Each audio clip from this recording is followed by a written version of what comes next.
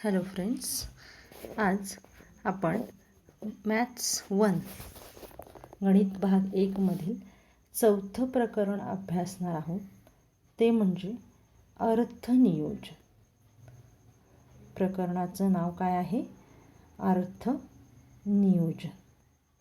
आता या प्रकरणामध्ये आपण GSTची ओळख, GST गणन व इनपुट टॅक्स क्रेडिट, कर बीजक आणि शेअर्स, म्युच्युअल फंड व SIP या संबंधी माहिती घेणार आहोत आणि यावर आधारित उदाहरणे आपल्याला या प्रकरणामध्ये सोडवायची आहेत. आता GST हे तुम्ही बऱ्याच ऐकले बघा. आता आपण ऐकतो बऱ्याचदा GST आकारली जाते, GST आकारली जाते. GST म्हणजे काय? तर goods and service tax. GST ही वस्तू व सेवा कर ही करप्रणाली चालू आहे. GST म्हणजे काय? वस्तू व सेवा कर ही करप्रणाली आता सध्या आपल्या देशामध्ये चालू आहे. Goods and service tax. आता संपूर्ण देशात एकच करप्रणाली अंमलात आणली गेलेली आहे. पूर्वी विविध राज्यात वेगवेगळे कर आणि वेगवेगळ्या वेळी ते द्यावे लागत होते. आत्ता मात्र तसं नाही आहे. आता ही सर्व कर रद्द करून फक्त वस्तू आणि सेवा कर हा एकच कर काय केला जातो? सर्व वस्तू व सेवांच्या खरेदी विक्रीवर आकारला जातो. म्हणून म्हणतात एक देश एक कर एक बाजार. आणि ही कर प्रणाली 1 जुलै 2017 पासून अंमलात आणली गेली आहे. ओके, तर यासंबंधी एक चार्ट दिला गेला मला तुम्हाला. इथे एक इनव्हॉइस आहे. इथे बघा ते इनव्हॉइस काय आहे. इथे बघा, यामध्ये वस्तू खरेदीचा टॅक्स इनव्हॉइस आहे. यामध्ये सप्लायरचं नाव आहे, जे काय असेल ते A to Z sweet mart, त्याचा ॲड्रेस जसं आपल्या रिसिटवर आपण नेहमी बघतो ते, मोबाईल नंबर, ईमेल ॲड्रेस आणि GSTIN 27 ABCDE 1234 HIZ5 हा कोड नंबर आहे. ओके, हा काय आहे? इकडे कोपऱ्यात जो दिलेला आहे तो कोड नंबर आहे. यामध्ये पहिले जे 5 म्हणजे पहिला जो 2 अंकी 27 हा काय आहे? राज्याचा संकेतांक आहे. प्रत्येक राज्याचा तो वेगवेगळा आहे. आता 27 आहे इथे. ओके, तो प्रत्येक राज्याचा वेगवेगळा आहे. त्यानंतर 10 अक्षरी काय? अंकाक्षरी पॅन. अंकाक्षरी म्हणजे ABCDE आणि 1 2 3 4 5 हा 10 अंकाक्षरी, अंक पण आहेत आणि त्यामध्ये अक्षरेसुद्धा आहेत.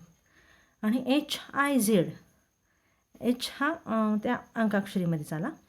H1 आहे तो 1Z. 1 काय आहे? एका नोंदणीसाठी 1 अंक.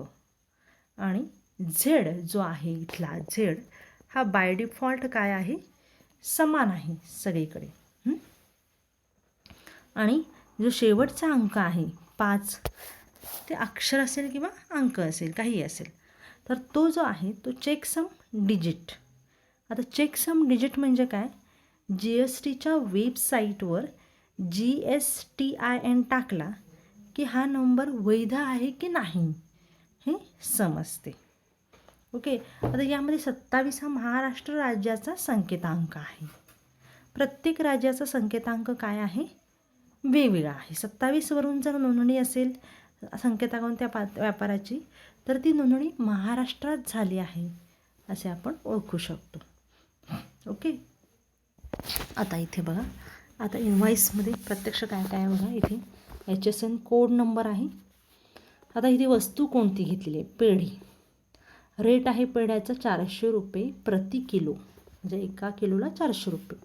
क्वांटिटी किती घेतलेत? 500 ग्रॅम म्हणजे अर्धा किलो, म्हणजे किती झाले? 200 रुपये. बरोबर आहे. पण 200 रुपये GST आहे 2.5%. हा CGST आहे आणि हा SGST आहे. आता CGST म्हणजे सेंट्रल गव्हर्नमेंटचा कर. काय केंद्र सरकारकडे जमा होणारा कर आणि SGST म्हणजे स्टेट गव्हर्मेंटचा कर, म्हणजे राज्य सरकारकडे जमा होणारा कर.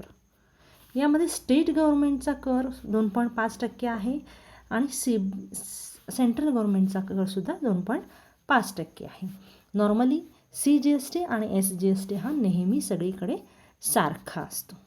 ओके, तर 200 रुपयावर 2.5% म्हणजे 5 रुपये होतात. हा झाला CGST आणि SGST 5 रुपये म्हणजे 5 आणि 5 10, हे 5 आणि हे 5 आणि किंमत किती आहे त्याची 200 रुपये. म्हणजे एकूण आपल्याला किती द्यावे लागणार आहेत त्याचे 210 रुपये द्यावे लागणार आहे. ओके, तर अशा प्रकारे इथे आपल्याला पेढे जर अर्धा किलो घेतले तर आपल्याला किती CGST SGST आकारला गेला आणि त्याची एकूण किंमत किती झाली हे आपल्याला कळलं. त्याचप्रमाणे ते चॉकलेट, याचा कोड नंबर आहे हा HSN कोड या पदार्थाचा आणि त्याचा रेट आहे 80 रुपये एक बार. क्वांटिटी किती आहे एका बारासाठी, एक बार जर तुम्ही घेतला तर त्याचा 80 रुपये दर आहे. हां, तर त्यांनी टॅक्सेबल अमाऊंट, त्यांनी एक बार घेतला 80 रुपये. पुढे त्याच्यावर 14% CGST आहे आणि 14% SGST आहे. मग 14% 80 रुपयाचे किती होतात 11 रुपये 20 पैसे. 11 रुपये 20 पैसे म्हणजे 22 रुपये 40 पैसे हा टॅक्स झाला. बरोबर आहे. मग 80 अधिक 22 रुपये 40 पैसे बरोबर किती झाले 102 रुपये 40 पैसे. म्हणजे हा चॉकलेट बार खरेदी करण्यासाठी आपल्याला किती रुपये मोजावे लागले 102 रुपये 40 पैसे. आता आईस्क्रीम बघा 200 रुपये एक पॅक आहे, 500 ग्रॅमचं एक पॅक आहे. तर 200 रुपये टॅक्सेबल अमाऊंट 200 रुपये. याच्यावर GST किती आहे बघा, CGST आहे 9%, SGST आहे 9%. 9% आणि 200 रुपयाचे 9% होतात 18 रुपये. म्हणून 18 अधिक 18 36 आणि हे 200 रुपये म्हणजे 236 रुपये आपल्याला या आईस्क्रीमसाठी मोजावे लागलेले आहे. पुढे ब्रेड बघा, ब्रेडचा कोड आहे 1905. ब्रेडची किंमत आहे 35 रुपये एका पॅकची. याची एक पॅक घेतल्यावर 35 रुपये झाले. याचा GST आणि CGST आहे 0%. ब्रेडवर कर नाही आहे, टॅक्स नाही आहे. बरोबर आहे. मग 0 अधिक 0 0च झाले म्हणजे 35 रुपये आपल्याला मोजावे लागले ब्रेड घेण्यासाठी. याच्यावर काहीही कर नसल्यामुळे ॲज इट इज प्राईज आपण दिलेली आहे. आता लोण्याचा HSN कोड आहे बघा 210690. 500 रुपये प्रति किलो आहे लोणी. पाव किलो घेतलं 250 ग्रॅम तर किती 125 रुपये होतात त्याचे. पण CGST आहे 6%, SGST आहे 6% आणि 125 रुपयाचे 6% होतात 7.5 रुपये. 7.5 अधिक 7.5 15 रुपये. मग 125 अधिक 15 किती झाले 140 रुपये. म्हणजे प्रत्यक्ष लोणी जर आपण पाव किलो घेतलं तर त्याला 140 रुपये आपल्याला मोजावे लागतात. तर अशा पद्धतीनं बघा एकूण CGST आहे 41 रुपये 70 पैसे, SGST आहे 41 रुपये 70 पैसे आणि एकूण बिल झालेलं आहे 723 रुपये 40 पैसे. लक्षात येते CGST म्हणजे सेंट्रल गव्हर्मेंटकडे जमा होणारा टॅक्स आणि SGST म्हणजे स्टेट गव्हर्मेंटकडे जमा होणारा टॅक्स. तर नॉर्मली मी मगाशी सांगितलं आहे CGST आणि SGST हे काय असतात सगळीकडे सारखेच असतात. तर प्रत्येक पदार्थावर CGST आणि SGST हा काय असतो वेगवेगळा असतो. तर यामध्ये तुम्हाला कोडविषयी पण मी माहिती सांगितलेली आहे. आता HSN हा कोड शब्द देखील आहे, म्हणजे सुरुवातीला आपण त्या पदार्थाचा कोड पाहिला होता. इथं प्रत्येक पदार्थाचा आपण कोड पाहिलेला आहे बघा. हे जे आहेत हे काय आहेत HSN कोड आहे. बरोबर आहे. तर HSN कोड म्हणजे त्या वस्तूचा वर्गीकरणातील काय असतो विशिष्ट क्रमांक असतो आणि कर बीजकामध्ये त्याचा अंतर्भाव करायला लागतो. HSN म्हणजे काय हार्मोनाइज सिस्टीम ऑफ नॉमेनक्लेचर. वस्तूचा त्या वर्गीकरणातील विशिष्ट क्रमांक. आणि कर बीजकात नेहमी दुकानाचे नाव, पत्ता, तारीख, मोबाईल नंबर, ईमेल ID सुद्धा असतो. आता या बीजकात वस्तू व सेवा कराची आकारणी कशी केली आपण आत्ता ते बघितलेलं आहे. मी तुम्हाला तो चार्ट एक्सप्लेन केला आहे. ओके. आता इथे बघा आणखीन एक सेवा बीजकाचा नमुना आपण आता इथे पाहणार आहोत. सेवा पुरवल्याचा टॅक्स. आहार सोनेरी, खेड शिवापूर. आता फूड आयटम्स आहेत. आता इथे हॉटेल आहे. इथे कॉफी, एका कॉफीची किंमत आहे 20 रुपये. टोटल अमाऊंट झाली 20 आणि CGST आणि SGST आहे 2.5%. तर 20 रुपयाचे 2.5% होतात 50 पैसे. इथे पण होणार 50 पैसे. म्हणजे 20 रुपयाचा कॉफी आपल्याला 21 रुपये मोजावे लागतील. बरोबर आहे. मसाला टी 10 रुपये आहे. बरोबर आहे. 10 रुपये आहे. इथे SGST आहे 2.5%. म्हणजे CGST पण 2.5% असणार आहे. म्हणजे 25 पैसे हा सेल टॅक्स आणि CGST आणि SGST असणार आहे. म्हणजे 50 पैसे झाला एकूण. मग 10 रुपये 50 पैसे होतील. त्याची किंमत किती होणार आहे मसाला टीची? 10 रुपये 50 पैसे. आता इथे मसाला डोसा 2 क्वांटिटी आहेत. तर त्याचे किती पैसे झाले? 60 रुपये रेट आहे. बरोबर आहे. मग इथे किती होतील? 120 रुपये होतील. कारण 2 डोसे घेतलेले आहेत. मग 120 रुपयाचे 2.5%ने किती होतात बघा. आणि इथे 2.5% असणार आहेत SGST सुद्धा. मग 2.5%ने 120 रुपयाचे किती होतात बघा. आणि या सगळ्याची ॲडिशन तुम्हाला इथे लिहायची आहे. ओके. तर अशा पद्धतीनं इनव्हॉइसचा आपण स्टडी केलेला आहे. आता इथे एक चार्ट दिलेला आहे. हा महत्त्वाचा चार्ट आहे. या चार्टमधून तुम्हाला लक्षात येईल की कोणत्या कोणत्या वस्तूवर किती टक्के कर आकारला जातो. आता इथे बघा यामध्ये शून्य नील रेटेड वस्तू कोणकोणत्या आहेत बघा.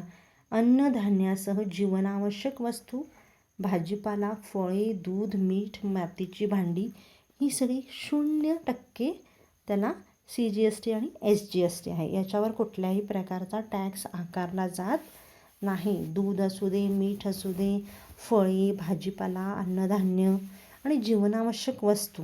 बरोबर आहे. ह्या झाल्या वस्तूंबद्दल. आता सेवा कोणत्या 0% दराच्या आहेत बघा. धर्मादाय संस्थांचे उपक्रम, पाण्याची वाहतूक, रस्ते व पुलांचा वापर, शिक्षण व आरोग्य सेवा, सार्वजनिक वाचनालय, शेती संबंधी सेवा इत्यादी. बघा धर्मादाय संस्थांचे उपक्रम जे असतात त्यावर सुद्धा कुठल्याही प्रकारचा टॅक्स आकारला जात नाही. पाण्याची वाहतूक, रस्ते व पुलांचा वापर, शिक्षण व आरोग्य सेवा, सार्वजनिक वाचनालय, शेती संबंधी सेवा या सर्व सेवांवर कुठल्याही प्रकारचा टॅक्स आकारला जात नाही. हे तुम्हाला माहीत असायला हवं. This is the part of general knowledge also. आणि तुम्हाला याचा वापर तुम्हाला उदाहरण सोडवताना करायला लागणार आहे. म्हणजे तुम्हाला माहीत पाहिजे की कुठल्या वस्तूवर किती, कोणत्या सेवांवर किती टक्के टॅक्स ॲप्लाय केला जातो. प्रत्येक वेळी दिलेलं असेल असं नाही. आता निम्न दर दुसरी कॅटेगरी आहे. निम्न दरामध्ये 5% काय असतो टॅक्स आहे. त्यामध्ये कोणत्या वस्तू आहेत बघा. सामान्य वापरातील वस्तू जसे LPG सिलेंडर, चहा, तेल, मध, फ्रोजन भाज्या, लवंग, मिरी, मसाले, मिठाई इत्यादी. आता इथे LPG सिलेंडर, चहा, तेल, फ्रोजन भाज्या, मध, लवंग, मिरी, मसाले, मिठाई यांच्यावर 5% CGST आणि SGST आकारला जातो. आणि सेवा कोणत्या आहेत. रेल्वे वाहतूक, बस वाहतूक, टॅक्सी सेवा, विमान वाहतूक, इकॉनॉमी क्लासमधली विमान वाहतूक, हॉटेल्समधले खाद्यपदार्थ व पेय पुरवणे. या सर्व गोष्टींवर 5% CGST किंवा 5% आणि 5% SGST आकारला जातो. ठीक आहे. पुढचं तिसरा कोणता आहे. प्रमाण दर स्तर 1 12% किती आहे 12%. वस्तू कोणत्या आहेत? ग्राहकोपयोगी वस्तू, लोणी, तूप, सुकामेवा, भाज्या व फळांपासून तयार केलेली लोणची, मुरांबा, जॅम, जेली, चटण्या, मोबाईल इत्यादी यांच्यावर 12% टॅक्स आकारला जातो.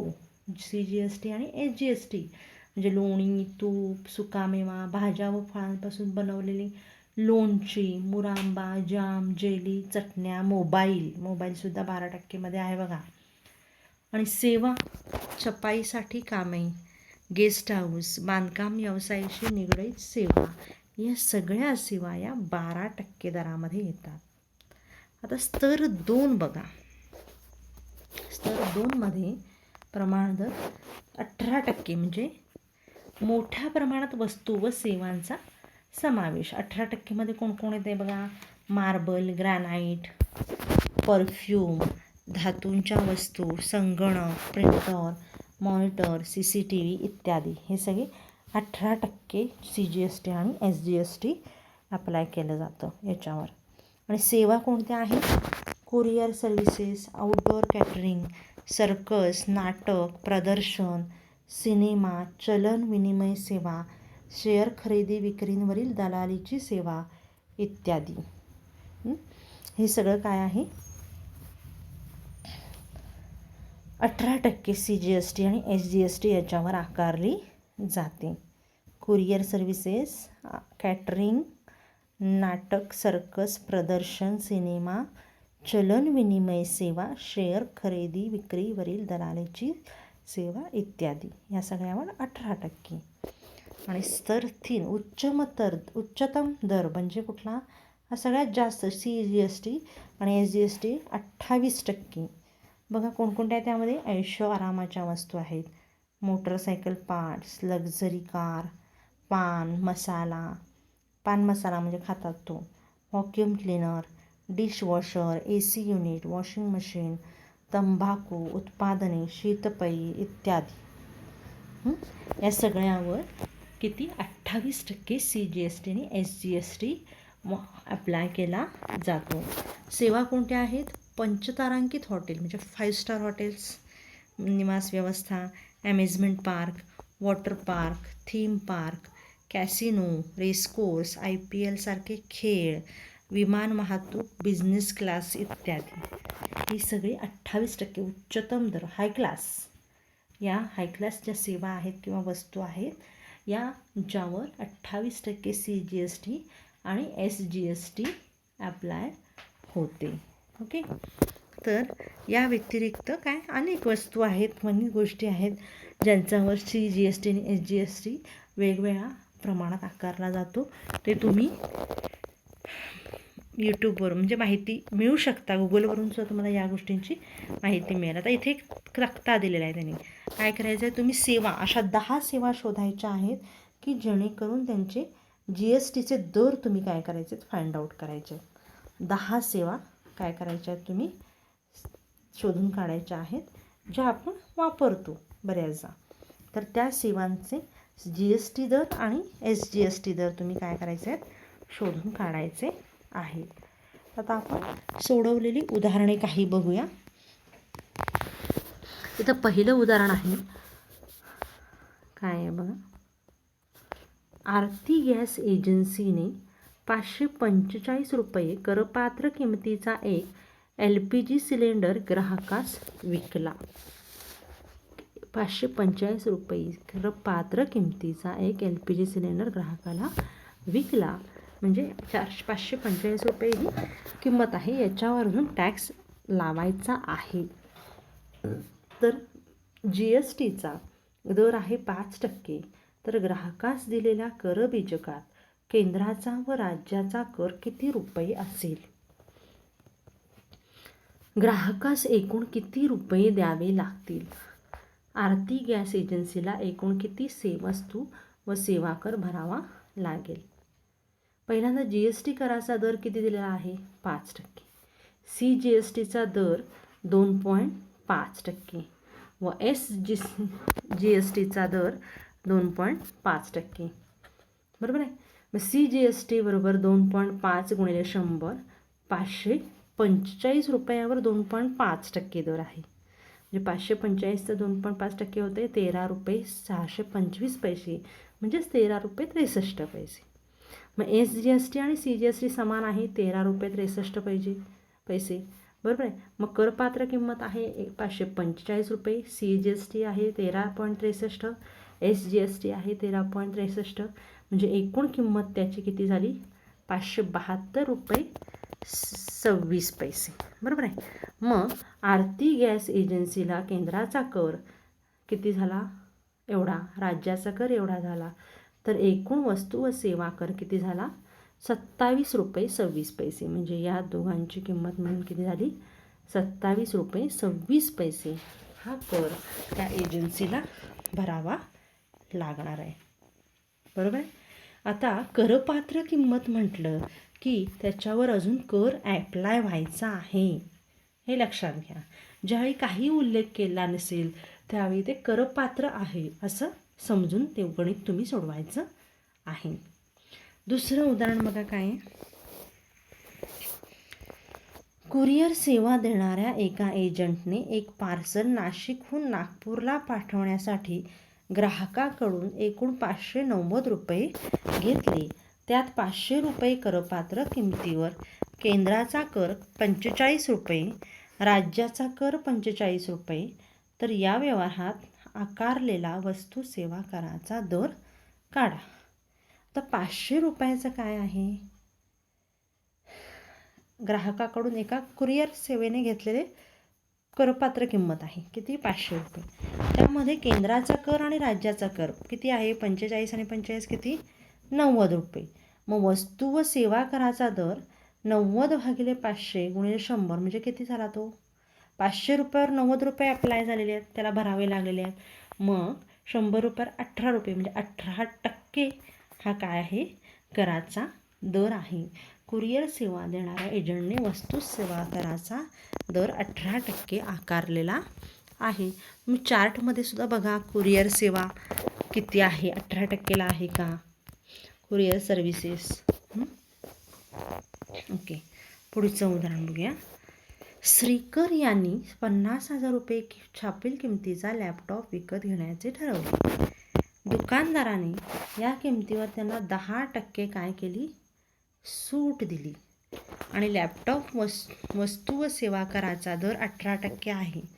तर दुकानदाराने आकारलेला केंद्राचा कर व राज्याचा कर काढा. श्रीकर यांना हा लॅपटॉप किती रुपयांना मिळाला.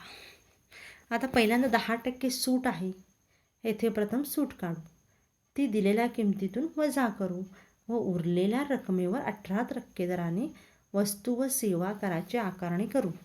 म्हणजे काय करायचं आहे 50,000 रुपयाचा लॅपटॉप आहे, 10% तो काय करणार आहे सूट देणार आहे, म्हणजे 5,000 रुपये कमी करणार आहे. मग लॅपटॉपची करपात्र किंमत किती झाली 50,000 वजा 5,000 45,000 रुपये, बरोबर आहे. मग 18% GST दराने केंद्राचा दर किती झाला 9% आणि राज्यात सरकारचा दर 9%, बरोबर आहे. मग 45,000 रुपयांवर 9% केंद्राचा दर म्हणजे 9/100 गुणिले 45,000 किती 4,050. मग राज्याचा कर 4,050 आणि केंद्राचा कर सुद्धा 4,050, बरोबर आहे. मग लॅपटॉपची एकूण किंमत किती झाली बघा 45,000 अधिक 4,050 अधिक 4,050 किती 53,100 रुपये. म्हणून श्रीकरला लॅपटॉप किती रुपयाला मिळाला 53,100 रुपयाला मिळाला. पहिल्यांदा त्याची सूट आपण काढून घेतली म्हणजे करपात्र किंमत झाली 45,000 रुपये आणि 18% दर आहे म्हणजे काय 9% राज्याचा दर आणि 9% केंद्राचा दर. मग 45,000चे 9% झाले किती 4,050. मग 4,050 अधिक 4,050 त्यामध्ये मिळवले म्हणजे किती झाला 53,100 रुपये. मग त्या श्रीकरला तो लॅपटॉप 53,100 रुपयाला मिळाला. समजते. उदाहरणे कशी सोडवायची आहेत नीट काळजीपूर्वक सोडवलेली उदाहरणे जी आहेत ती जी आत्ता एक्सप्लेन केली आहेत ते नीट लक्ष देऊन ऐका, तुम्हाला सोडवता येतील उदाहरणे. तर 4.1 मधील जेवढी शक्य होतील तेवढी उदाहरणं तुम्ही सोडवायची आहेत. जी उदाहरणं येणार नाही, ज्या उदाहरणांचं स्पष्टीकरण हवं असेल तर ते मला पर्सनल अकाउंटला तुम्ही काय करायचं आहे, मेसेज करायचा आहे. मी तुम्हाला ते उदाहरण एक्सप्लेन करेन. ओके, धन्यवाद.